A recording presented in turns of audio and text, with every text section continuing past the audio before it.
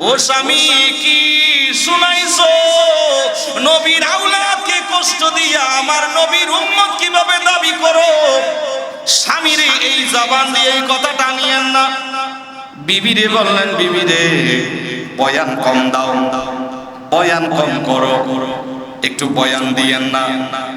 যদি দিতে পারি দিনে দিনে কোটিপতি হয়ে যাইতে পারবো।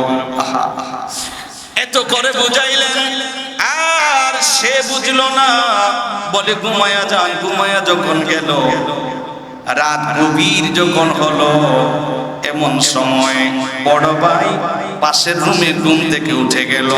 ছোট ভাইরে ডাকা আরম্ভ করলো, এ ছোট ভাই, এ ছোট ভাই, ঘুম থেকে উঠে যাও। ছোট ভাই ঘুম থেকে উঠে গেল। ছোট ভাই কি বললেন, ভাই ঘুম থেকে উঠে যাও। উঠে গেল। বললে, ভাই কি জন্য জাগাইছো? ছোট ভাই কি বললেন, ভাই এই জন্য জাগাইলাম, এই মাত্র একটা স্বপ্ন দেখেছি সেটা বলবার জন্য তোমারে জাগাইছি। এই মাত্র একটা স্বপ্ন দেখলাম। ছোট ভাই বললেন, ভাই জানগো আমিও একটা স্বপ্ন দেখেছি। বলে, আগে তোমারটা বলো, এরপরে আমারটা বলবো। বড় ভাই বললেন, আমি এই মাত্র স্বপ্ন দেখলাম, রহমতুল লিল আলামিন মায়ার নবীজি আমার আব্বা জান এদিক দিয়া যাইতেছে। রহমতুল লিল আলামিন মায়ার নবীজি মৌলা আলী শেরে খোদা, মা ফাতেমা আর ইমাম হাসান ওনারা ওই দিক দিয়ে আসতেছে। আমার আব্বা জান এই দিক দিয়া যাইতেছে। আমার আব্বা জানকে বলছেন, মুসলিম রে, কুফায় যাওয়ার সময় তুমি তো একা যাও নাই, তোমার দুইটা সন্তানও গিয়েছিল, ওই সন্তানগুলো কই? আমার আব্বা জান জবাব দিল, ইয়া রাসূলুল্লাহ, যেই রাস্তা দিয়ে আমি এসেছি আমার সন্তানগুলো সেই রাস্তা দিয়ে আসতেছে। আমার সন্তান সেই রাস্তা দিয়ে আসতেছে। ছোট ভাই বললেন, ভাইজান গো, এক চুল পরিমাণও কোনো বেশ কম নাই। আপনি যেই রকম স্বপ্ন দেখেছে ঠিক সেই রকম স্বপ্ন আমিও দেখেছি। সেই স্বপ্ন আমিও দেখেছি। দুই ভাইয়ের স্বপ্ন মিলে গেল। আর ওনারা বুঝতে পারলেন আমরা বাবার কাছে চলে যাব। সেই কথা বলে বিছানার মধ্যে দুই ভাই, এক ভাই অপর বাইরে ধরে ধরে বাবা বাবা বলে কান্দে। আর একটু যখন আওয়াজ হলো, পাশের রুমের জালেম খারেজ ঘুম থেকে উঠে গেল। বিবিরে ডেকে বললেন, বিবিরে, পাশের রুমে কে জানি কান্না করে। বলে, আমাদের ঘরে না, অন্য ঘরের মধ্যে মনে হয় ছোট ছেলেরা কান্দে, আমাদের ঘরে নয়। বলে, নয়, পাশের রুমেই কান্দে। এই জালেম ঘুম থেকে উঠে গেল। ঘুম থেকে উঠার পরে দরজা খুলে সেই ঘরের মধ্যে যখন ঢুকলো, দেখলেন পূর্ণিমার রজনীর মতো সুন্দর চেহারা, দুটো নবী বাগানের ফুল, নুরানি চেহারা, বাবা বাবা বলে কাঁদতেছে। দুই ভাইকে জিজ্ঞেস করলেন, কে তোমরা? তোমাদের বাবার নাম কি? বলে, আমাদের বাবার নাম মুসলিম বিন আকিল। বলে, আমরা মদিনা রাস্তা হারিয়ে ফেলেছি, চাচা যান মেহেরবানি করে মদিনা রাস্তাটা একটু দেখায় দিবেন নি? তিনি বললেন, যাদের পুরস্কার পাওয়ার জন্য যাদেরকে আমি খুঁজি ওনারাই তো আমার ঘরে, পুরস্কার তো আমার ঘরেই। কোটি কোটি টাকা, কোটি কোটির লক্ষপতি আমি তো হয়ে যাব। এই জালেম, এই দুনিয়া লোভী, সে দুই ভাইকে ধরে আনলেন, কিতাবে লেখে সারাটা রাত পাহারা দিল। সারা রাত পাহারা দেওয়ার পরে সকাল যখন হলো, এই দুই ভাইকে ধরে ফোরাত নদীর দিকে নিয়ে যাচ্ছে। বিবি সামনে দাঁড়াইয়া বললেন, স্বামী রে, এদেরকে আপনি কিছু করিয়েন না, এরা নবী বাগানের ফুল, এদেরকে কষ্ট দিলে রহমতুল লিল আলামিন নবী কষ্ট পাবে। আমরা না নবীর উম্মত, অন্যান্য নবীর উম্মতেরা নবীদেরকে, নবীর আওলাদদেরকে কত সম্মান দেয়, নবীর খদমকে পর্যন্ত কত সম্মান দেয়। আমরা নবীর আওলাদকে পেয়েছি, এটা আমাদের জন্য বড় সম্মানিত কিছু করিয়েন না। এই জালেম হারেস, ওনার নাম ছিল হারেস। এই জালেম ওনাকে নিয়ে, ওনার দুই ভাইকে নিয়ে যখন চলে যাচ্ছিল, কিতাবে লেখে ওনাদের ঘরে একটা ছেলে ছিল। সেই মা বাবারা যখন যাচ্ছে, এই ছেলেটাও দৌড়তেছে। যাইতে যাইতে ফোরাত নদীর কিনারায় যখন চলে গেল, এই জালেম তরবারি বের করে নিজের ছেলের দিয়ে বলে, এই দুইজনকে তুমি তরবারির আঘাত করো। মা একটা চিৎকার মারলেন, বাবা এই দুইজন আওলাদে রাসূল, এদেরকে আঘাত করিও না রে বাবা, এদেরকে কষ্ট দিলে রহমতুল লিল আলামিন নবী কষ্ট পাবে। এরা নবী বাগানের ফুল, কোনো অপরাধ করে নাই। এবার এই জালেম যখন নিজের ছেলে যখন মারছেন না, নিজেই মারার জন্য, দুইটা ছেলেকে মারার জন্য যখন সামনে গেল, কিতাবে আসছে বিবির সামনে দাঁড়ায়া গেলেন, আমার ঘরের মেহমান এইভাবে আমি মারতে দিতে পারি না। আমার ঘরে মেহমান হয়ে আসছিল, আর এদেরকে এইভাবে আপনি মারতে পারবেন না। ও স্বামী, আপনি কি মানুষ নন? এই দুইটা আওলাদ রাসূলের গায়ে হাত তুলতে আপনার কি বুক কাঁপে না? আপনার কি মায়া হয় না? বলে, বিবি ভয়ান কম দাও, সরে যাও। এই কথা যখন বলল, বিবি বুঝতে পারলেন, এই মহিলা বুঝতে পারলেন দুইটা ছেলেকে সে রাখবে না। তখন তিনি সিদ্ধান্ত নিলেন, এই মুহূর্তে অন্য কিছু না হলেও আমার পুত্র জীবনটা যদি এদের জন্য যদি দিতে পারি, এটা আমার জন্য নাজাতের উসিলা হয়ে যাবে। সে তো পারবে না। তখন যখন তরবারি নিয়ে আসতেছে, এই মহিলা ওনার উপরে ঝাঁপিয়ে পড়ল, তরবারিটা কেড়ে নেওয়ার জন্য চাইলেন। তখন এই জালেমের রাগ চলে আসলো। কিতাবে আসছে নিজের বিবির শরীরের উপরে এমন আঘাত করলেন এই জালেম, ওই মহিলা দাঁড়াইতে পারে নাই, জমিনের মধ্যে পড়ে গেল। ওই সন্তান যেটা ছিল, সেই মা যখন জমিনে পড়ে গেল, দৌড়ে আসলেন, আপনি কেন আমার মাকে এইভাবে আঘাত করলেন? আপনার কি হুঁশ নাই? আপনি কি পাগল হয়ে গেছেন বাবা? এটা বলে তখন উনিও বাবার উপরে ঝাঁপিয়ে পড়ল এবং দাড়িগুলো টান দিলেন, তরবারি নিয়ে ফেলতে চাইল। কিতাবে আসছে কি করুন ঘটনা বাবা। কিতাবে আসছে এই জালেম, এই দুনিয়া লোভী, নিজের বিবিকে তো শেষ করলো, এখনো ফরার আছে, যায় নাই, দেখতেছে। নিজের সন্তানের উপরে তরবারির আঘাত করলো, নিজের ছেলের উপরে যখন তরবারির আঘাত করলো, ছেলেটা জমিনে পড়ে গেল। জমিনে যখন পড়ে গেল, রক্তাক্ত শরীর দিয়া ঝরঝর করে রক্ত পড়ে। মা তখনই ছেলের রক্ত দেখিয়া মা হৃৎপিণ্ডের ক্রিয়া বন্ধ হয়ে সেই জায়গার মধ্যে নিঃশ্বাসটা বন্ধ হয়ে গেল। মা নিঃশ্বাস ত্যাগ করলো।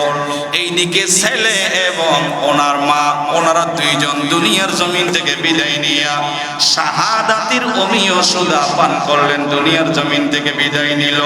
ইন্না লিল্লাহি ওয়া ইন্না ইলাইহি রাজিউন। এই দুই ভাই তাকায় রইছে। বড় ভাই বললেন, ছোট ভাই, যেই মানুষ নিজের বিবির শেষ করতে পারে, নিজের ছেলেরও মেরে ফেলতে পারে, ওই ধরনের মানুষের আমাদের মারা কোনো ব্যাপার নয়। বড় ভাই বললেন, ভাই গো, গত রাত্রে যে স্বপ্ন দেখেছি, আমরা বাবার কাছে চলে যাচ্ছি, আমরা ঠিকই আজকে বাবার কাছে চলে যাব, এই স্বপ্নই সত্যি হচ্ছে। সুবহানাল্লাহ বলেন, বাবার সাথে মোলাকাত হবে।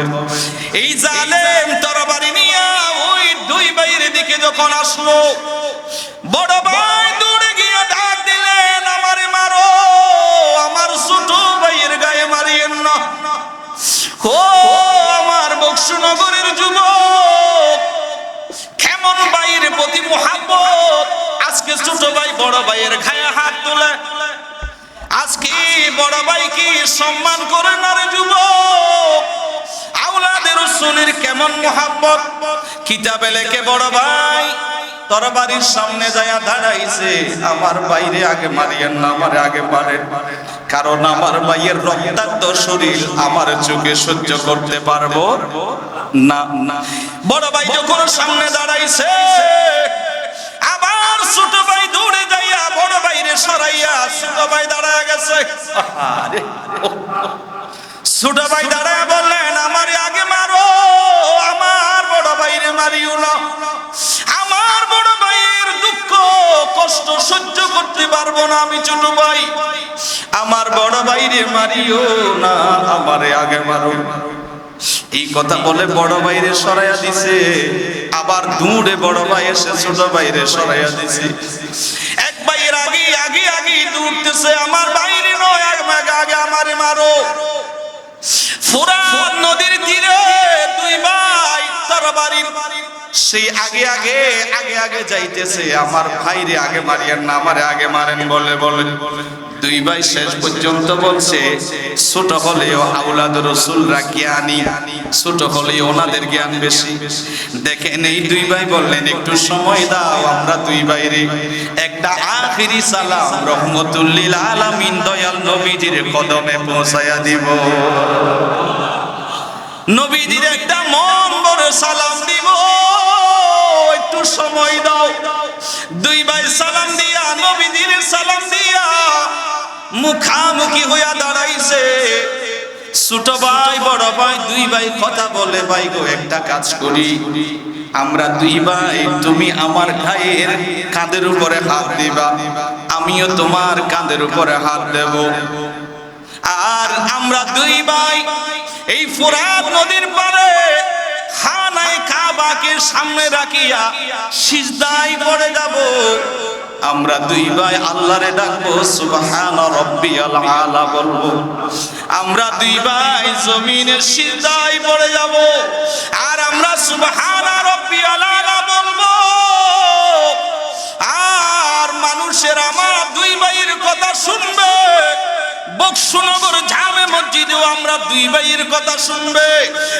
আর ফজরে যখন আযান হবে, আমরা দুই ভাইয়ের কথা মানুষের স্মরণ হবে। এই সিজদার জন্য ফোরাত নদীর পারে দুইটা আওলাদের রাসূল শহীদ হয়েছে। এই নামাজ না পড়িয়ে কেমনে আমি ঘরে থাকবো?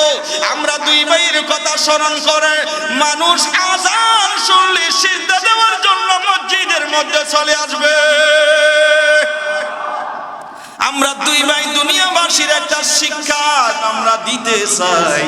একটা কাজ করি, তুমি আমার কাঁধের উপরে হাত দাও, আমিও তোমার কাঁধের উপরে হাত দেব, জমিনে সিজদায় পড়ে যাব। দুই ভাই জমিনে সিজদায় পড়ে গেল। দুই ভাই জমিনে সিজদা পড়ার পরে এবার বলেন, ভাই তুমি জমিনের দিকে তাকাইবা, আমার দিকে তাকাইও না। আর দুই ভাই জমিনের মধ্যে সিজদায় পড়ে গেল। ও বক্সনগরীর ও যুবক, এই ইসলাম এমনি আসে নাই, কারবালার ময়দানে সেই রক্তের উপর দিয়ে ইসলাম এসেছে। সেই দুই ভাই জমিনে সিজদায় পড়ে গেছে। আর এই জালেম হারেস এই দুনিয়া লোভী দুইটা ছোট ছোট জাদুমণির খরদানের উপরে তরবারি চালাইছে, ওদের বুক কাঁপে নাই, কারণ দুনিয়া দুনিয়া করে যারা পাগল হয়েছে। ও যুবক, দুনিয়া দুনিয়া দুনিয়া করে পাগল হইও না, এই দুনিয়া কিছুই না।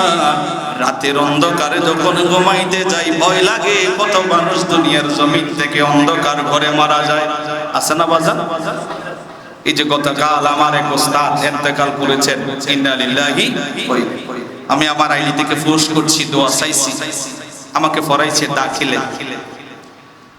6 ঘন্টার ভিতরে ওনার যিনি বড় ভাই ছিল, আমার উস্তাদের নাম ছিল মুফতি মুজিবুর রহমান, ওনার বড় ভাইয়ের নাম ছিল মিজানুর রহমান। 6 ঘন্টা যাইতে না যাইতে ওনার বড় ভাই তিনিও দুনিয়ার জমিন থেকে বিদায় নিলেন। ইন্না লিল্লাহি। দেখছেন, আজকে জোহরের নামাজের পরে আমার যেহেতু মসজিদে জুমা আছে সেজন্য আমি যাই নাই। আজকে জুমার দিন না হলে আমি যাইতাম।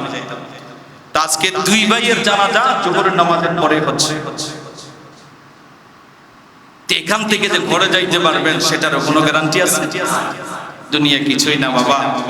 এই যে মেইন জায়গা হলো আমাদের কবর। কথা বলেন ঠিক কিনা? এটাকে সম্মান দিতে হবে। আমার আজকে একটা জিনিস ভালো লাগছে, আমার এলাকার কিছু যুবক ভাইরা কবরস্থানটা মনে হয় পরিষ্কার করেছে না, কবরস্থানটা পরিষ্কার করেছে, খুব সুন্দর লাগছে। আল্লাহ এদের এই খেদমতকে কবুল করুন। এটা হলো আসল গর্ব, মেইন গর্ব হলো এটাই। এই কবরবাসীরা ওনারা যদি সময় সেই সুযোগটা যদি আল্লাহ দিত দুনিয়াতে আসা, তাহলে ছেলে সন্তান পুত্র আত্মীয় স্বজনের জন্য কিছু রাখতো না, সব আল্লাহ রাস্তায় দান করে চলে যায়। কিন্তু এখান থেকে আসার আর সুযোগ আছে? আইনা মা তাকুনু ইউদরিকুমুল মউত ওয়ালাউ কুনতুম ফি বুরুজিন মুশাইয়াশা কুল্লু নাফসিন যায়িকাতুল মউত। এখান থেকে যাওয়ার সেখানে সুযোগ আছে, সেখান থেকে দুনিয়াতে আসার কোনো সুযোগ জন্য আখিরাতের জন্য কিছু নিয়ে যাও। শুধু দুনিয়া দুনিয়া করে পাগল হলে হবে না বাবা। তো এই জালেম সে দুই ভাইকে শরীর থেকে সেটটাকে আলাদা করে দিল, আর এই মাথা দুইটাকে ছোট ছোট ছেলে দুই, এই যে স্যার মোবারক, এই স্যারটাকে একটা থলের ভিতরে নিয়ে সে চলে যাইতেছে ইবনে জিয়াদের কাছে চলে গেল। ইবনে জিয়াদের কাছে গিয়ে বললেন, দেন আমার পুরস্কারটা দিয়ে দেন। বলে পুরস্কারটা দিয়ে দেন মানে? বলে আপনার শত্রুর কাজ আমি সারছি। বলে এই যে দেখেন। বলে এগুলো কি? বলে এগুলো আপনার শত্রুর মাথা। নাউজুবিল্লাহ। বলে কি আমার শত্রুর মাথা? খাদের মাথা? বলো। যখন এই তলের ভিতরে বের করলো, দেখলেন দুইটা নবী বাগানের ফুল। 8 বছর 6 বছর ছেলে মুস্কি মুস্কি হাসতেছে, কি সুন্দর চেহারা, পূর্ণিমা রজনীর মতো মুস্কি মুস্কি হাসতেছে। দুইটা ছেলের মাথা গলা কাটা। জালেম রে, আমি তো এদেরকে জিন্দা আনতে বলছিলাম, তুমি এদেরকে মৃত আনছো কেন? বলে আসার সময় যদি কুফার কোন মানুষ হই হুল্লা পড়ে যাবে এই দুইজনকে দেখলে, তো ওনারা যদি আবার আমার থেকে কেটে নেয় তো পুরস্কারটা তার আমি পাবো না। তো কেউ না জানার মতো থলের ভিতরে আনছি পুরস্কার। নাউজুবিল্লাহ। কেমন দুনিয়া লোভী। তখন ইবনে জিয়াদ বললেন, একে যদি পুরস্কার দেয়, একে যদি পুরস্কার বেশি দেয়, সে তো আমার কল্লো কেটে ফেলবে। কারণ নবীদের কোনো পাত্তা নাই, এদের কোনো ইয়া নাই, বিশ্বাস করা যায় না। এই লুবি মানুষ অত্যন্ত মারাত্মক। তখন উনি বললেন, এই জল্লাদ ওনাকে গ্রেফতার।